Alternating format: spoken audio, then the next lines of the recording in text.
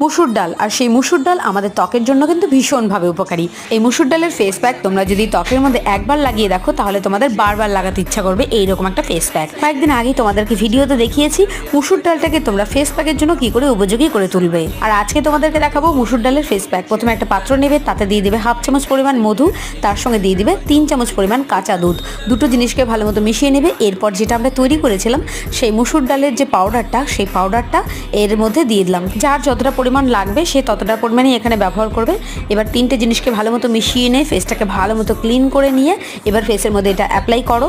10 minute রেখে দাও। 10 minute পর মুখটাকে নর্মাল জল দিয়ে ধুয়ে নাও। তারপর যে কোনো একটা টোনার বা ময়েশ্চারাইজার ফেসের মধ্যে লাগিয়ে নাও। আর এই মুসুর ডালের পাউডারটা আমরা কি করে তৈরি করেছি সেটার ভিডিও কিন্তু আমি অলরেডি চ্যানেলে আপলোড করে রেখেছি, তোমরা চাইলে গিয়ে সেই ভিডিওটা দেখতে পারো।